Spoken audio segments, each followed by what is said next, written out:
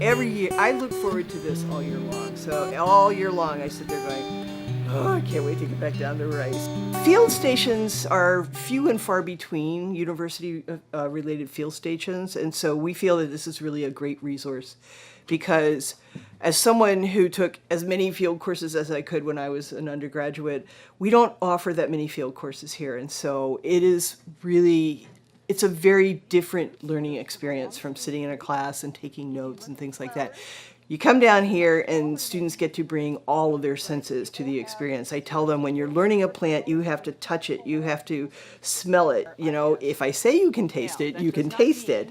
You know, but the more you bring to it, the better it is for you in terms of learning. So it really takes the information that we get in the textbook in the morning and we apply it that afternoon in the same day, same group of people, same space. It's kind of a unique experience. This is one place where I think the students get a very intensive hands-on exposure to biology, which defies any prediction by the faculty member. Because we're at the mercy of the weather, we're at the mercy of the temperatures, the stream heights, and everything else. And you can't predict that down here from one year to the next. I attended my first course at a biological field station while I was still in graduate school, and since then I've been involved with a dozen field stations in the U.S. and out of the country, and I'm a strong believer in the experience that students gain at a learning situation like this. There are several benefits to students who come to a field station like this, in particular Rice. A lot of hands-on experience, chance to interact with faculty in a much more personal setting than typically happens in a lecture on a campus. A student can expect a unique learning experience. So the field station is in the Ozark Mountains in a beautiful setting. Each of the classes the student takes is a lecture lab experience. So in a class they would learn material in a lecture, and then they have an opportunity to go see that material live. So they either get to see organisms in the stream or in the forest or in a cave. Things that they actually learned about in class, they immediately get to see in natural settings and natural communities.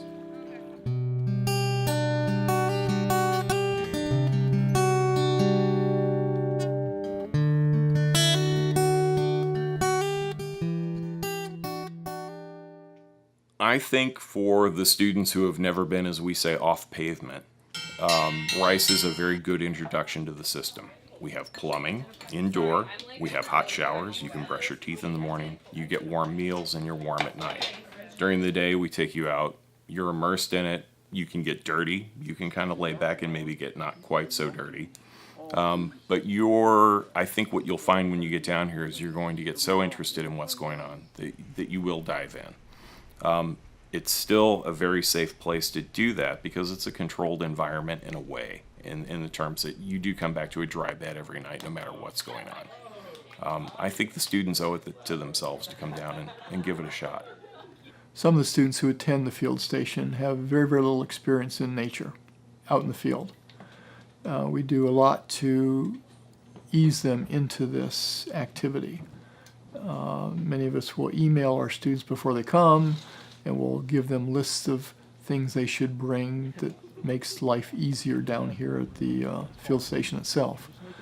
Once they're here, we spend a lot of time talking about safety issues and what they should do and what they shouldn't do, what they should wear, what kinds of plants they should avoid touching, what kinds of animals they should enjoy looking at but not touch.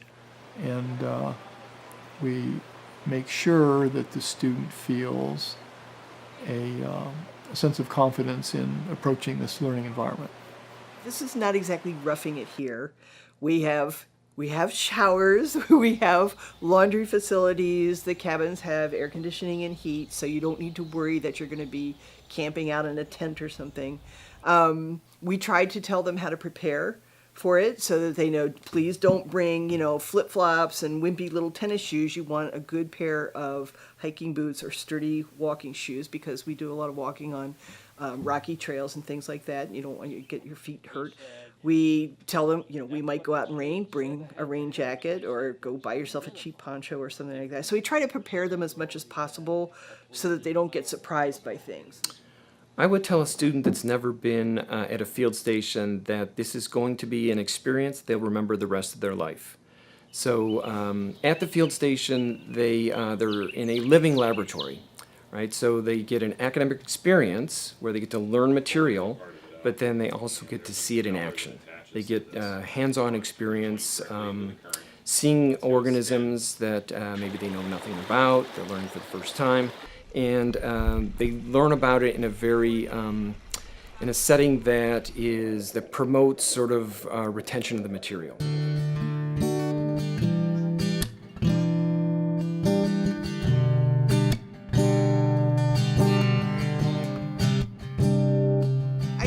Because this is still, it's relatively pristine habitat here in terms of the northern Ozarks. So we're right on the northern edge of the Ozarks here. So we have 225 acres on the field station, and a number of different habitats. We have riparian habitats here with the creek, and then we have upland habitats. We have this prairie out here that isn't exactly natural, but we do try to maintain it that way, so we get different plants that come in there. So it's a really good way to come down and sort of get a good taste of the different types of habitats that you find in the Ozarks. And then, of course, where we are situated, it's actually easy to go to other nearby places where you can see habitats that are unique, that a lot of them are Missouri Department of Conservation habitats, and they preserve these areas because there's something distinctive about them, either the bedrock, say sandstone or rhyolite or something like that. We go to places where you have some of the oldest bedrock in North America, and they weather to different types of soils than you find here. Here we have primarily limestone soil, so that's basic.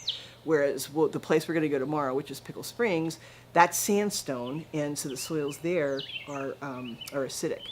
Rice Biological Station functions as a base station for us. My class spends a lot of time traveling throughout the expanse of the Ozarks in Missouri.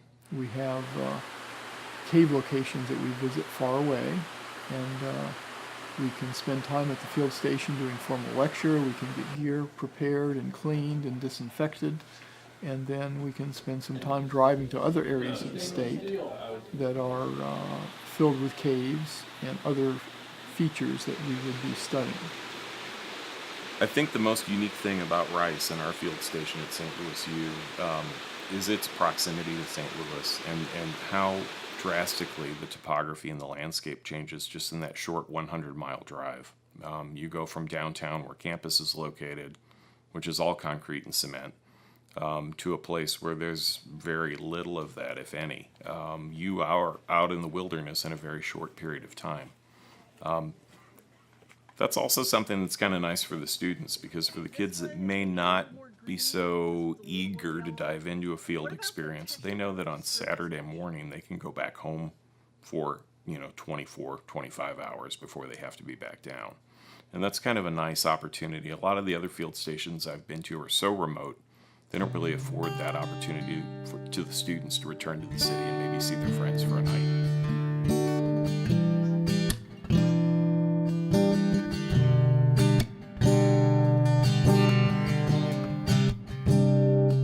There are several benefits to students who come to a field station like this, in particular Rice. A lot of hands-on experience, chance to interact with faculty in a much more personal setting than typically happens in a lecture on a campus. That's one of the things that's kind of nice and unique about a field course experience, is that the intimacy that's developed. You are really living with the students and the faculty together in a very intensive way for 6 days a week, from very early in the morning, 7 in the morning, till often 10, 10:30 or 11 o'clock at night. One of the neat things about this is it gives me a unique opportunity as a faculty member to really get to know students. It gives the students an opportunity to really get to know the faculty as well. Class sizes are very small. So that's different from most lecture lab classes on campus. We limit class sizes to less than 12 students, so that gives students lots of interaction time with faculty, lots of one-on-one interaction time, not only during class, but after class, after dinner, or on the campfire, at breakfast. There's lots of opportunities for students to interact with faculty that help them with their learning, but also get them exposed to faculty as people. They actually learn that we're real people. We have interests outside of academia, and students find that enlightening.